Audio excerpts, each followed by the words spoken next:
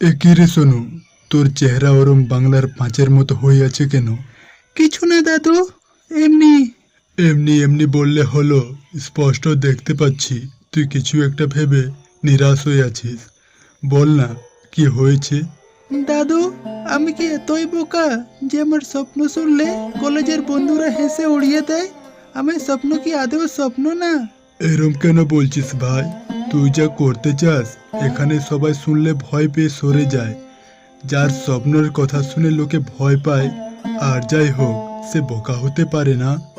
না দাদু না, বাবার স্বপ্নকে নিজের স্বপ্ন ভাবা, নতুন করে প্রাণ প্রতিষ্ঠা করা সত্যি বোকামির কাজ।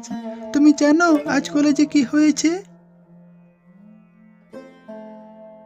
এই শোনো, দাঁড়া, এদিকে আয়। কি হয়েছে? ডাকছিস কেন? ক্লাসের সবাই নিজের স্বপ্ন নিয়ে কিছু কিছু মুহূর্ত শেয়ার করলো, তুই কিছু বললি না। তোর স্বপ্ন কি? কি হতে চাস তুই ভবিষ্যতে? ছাড় না ভাই, ভবিষ্যৎ কে দেখে রেখেছে? যে কোনো সময় যা কিছু হতে পারে। এত মাথা ঘামাস না, যা ক্লাসে যা।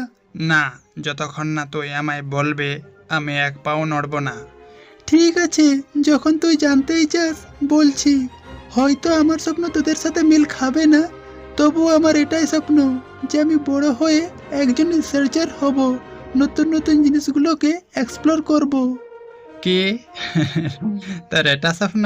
যাই হোক, আমি তো ভেবেছিলাম কোনো বড় সড়ো স্বপ্ন হবে, তাই ক্লাসে বললি না। কিন্তু এখন তো মনে হচ্ছে না বলেই ভালো করেছিস। যদি সবাই তোর এই জঘন্য স্বপ্নের কথা শুনতো, তাহলে হাসার পাত্র ছাড়া আর কিছুই হতিস না তুই।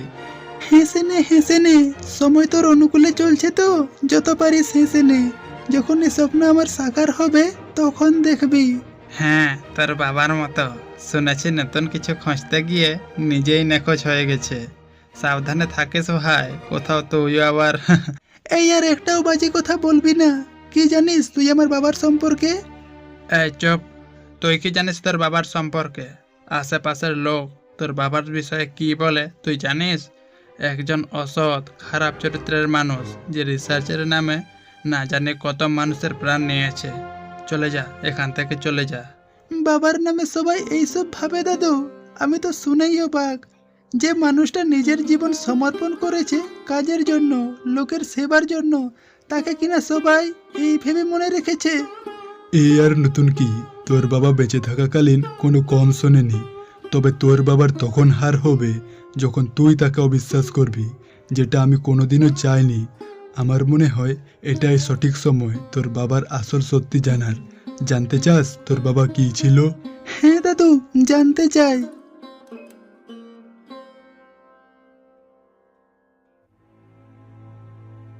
বহু বছর আগের কথা। বয়স তোর বাবার ছিল 23। একজন নিডর, সাহসী, বিদ্যমান ছেলে ছিল। শুরু থেকে তোর বাবার ওই রিসার্চ নিয়ে স্বপ্ন ছিল। তোর বাবা প্রায় বলতো, এখনকার মানুষেরা খুব ভালো, খুব কাছের, মিশুকে।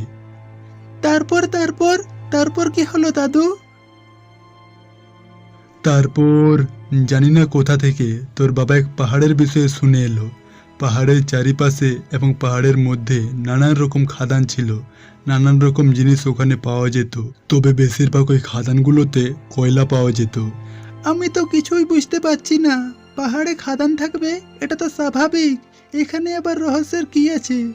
পাহাড়ে খাদান থাকবে স্বাভাবিক হলেও পাহাড় কিন্তু স্বাভাবিক নয়। এটা শোনার সাথে সাথে এটাও শুনেছে যে ওই খাদান থেকে আজ পর্যন্ত কেউ একটা কয়লার টুকরো নিয়ে যেতে পারেনি। কেন নিয়ে যেতে পারেনি কেন? আরে এটাই তো রহস্য। কেন পারেনি, কেন কেউ যায়নি, এগুলো জানতে তোর বাবা সেদিন রাত্রে একা বাড়ি থেকে বের হয়ে যায়। বলি আজ রাতটুকু থেকে কাল সকালে গেলে হতো না? না বাবা, কাল অনেক দেরি হয়ে যাবে।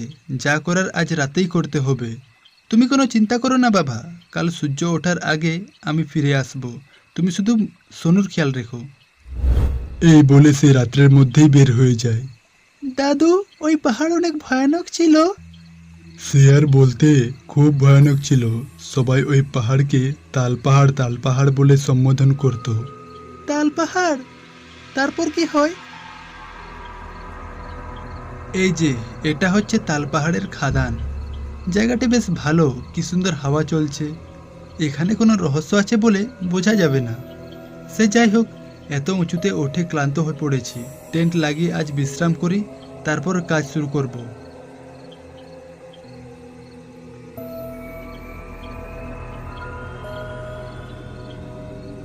প্রতিবারের মতো যদি এবারেও পুরো টিমকে নিয়ে আসতাম তাহলে হয়তো ভালো হতো। ওদের ছাড়া কাজ করা যেন কাজ করা বলে মনে হয় না।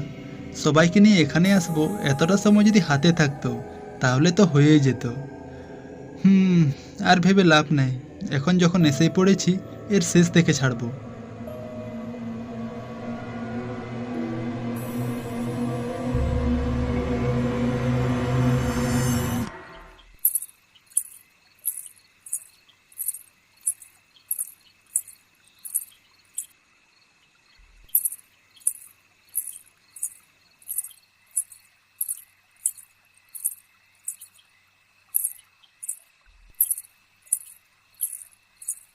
এটা আবার কিসের আওয়াজ? ঘুঙরু? কিন্তু এত রাত্রে কে ঘুঙরু পরবে? আর এখানেই আসবে বা কেন? ক্রমশ আওয়াজটা গাঢ় হচ্ছে বলে মনে হয়। না না, বাইরে বেরিয়ে দেখি কে আবার ঘুঙরু। কে ও? ছেলে না মেয়ে? পেছন থেকে ঠিক বোঝা যাচ্ছে না। চুলের কাটিং দেখে ছেলে বলে মনে হচ্ছে, কিন্তু ছেলেরা কি ঘুঙরু পরে? কি জানি, হয়তো কোনো নাচে পরে। এই যে ছেলে, বলি ওদিকে কোথায় যাচ্ছ?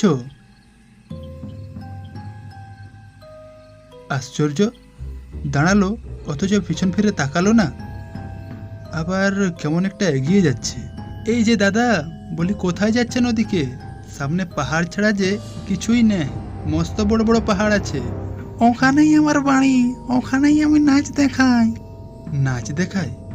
আরে ওখানে কেউ থাকে না, ভূতের বাসা ছাড়া আর কিচ্ছু নেই। সব জেনেও এখানে এসেছিস কেন? কি চাই তোর? হঠাৎ কণ্ঠস্বরে পরিবর্তন কেন? কেউ? কে তুই? আর এখানে এসেছিস কেন? এটা আমার বাড়ি, আমার রাজত্ব। আমার রাজ্যে ঢোকার সাহস হয় কি করে তোর? তুই জানিস না এখানে ভৈরব থাকে? কাল ভৈরব। অমনি অমনি তো রাজ্য হয়ে গেল। এটা সরকারের জায়গা, আর আমি এখানে রিসার্চ করতে এসেছি। তোর তো চেহারাই ঠিক করে দেখলাম না। দেখি তোর চেহারা কেমন। ভালো করে দেখে নে। আমার চেহারা পরে দেখার সুযোগ পাবি না। এ কি? ও তো এক রাক্ষস। কি যেন নাম বললো? ও ভৈরব, কাল ভৈরব। তাহলে কি এই ওই তালপাহাড়ের রহস্য? এবার আমি কি করব? না না, ভয় পেলে চলবে না, আমায় শক্ত হতে হবে। তুই আবারও নেকার মতো দাঁড়িয়ে আছিস। তোর এতটুকু আন্দাজ নেই যে আজ তোর শেষ দিন। না না, শেষ রাত। কে বললো আমার শেষ রাত? ফিরবো, আমি অবশ্যই বাড়ি ফিরবো। আমি তো বেশ এখানে রিসার্চ করতে এসেছি, জানতে এসেছি যে এখানে ঠিক কি আছে। জানতে এসেছিস না নিতে এসেছিস? আমি আবার কি নিব? কি নিব আমি? কয়লা, যেটা আমি আজ পর্যন্ত কাউকে দিইনি আর ভবিষ্যতে কাউকে দেব না। না না, আমি কয়লা নিতে আসিনি। আমি তো ব্যাস, অনেক হয়েছে, অনেক সহ্য করেছি তোকে। আর না, এবার যদি ভালোই ভালোই আমার শিকার না হোস তাহলে আমি তোর জোর করে ওগুলো বের করবো আর চিবিয়ে খাবো। না না, আমায় মারবে না। আমি মরতে চাই না। আমার ছোট্ট এক বাচ্চা আছে, আমি ছাড়া ওর কেউ নেই। ক্ষমা করে দাও আমায়, আমি ভুল করে এখানে এসে গেছি, আর কোনোদিনও আসবো না। ক্ষমা করে দাও, এবারের মতো ছেড়ে দাও আমায়। তোর জ্ঞান জ্ঞানানি অনেকক্ষণ সহ্য করেছি। এবার শোন, তোকে ছেড়ে দিলে সবার কাছে হিরো হয়ে যাবি তুই। এটা আমার রাজত্ব, এখানে আমি যা চাই তাই হয়, আর এখন আমি তোকে চাই। আয় আয় আয়।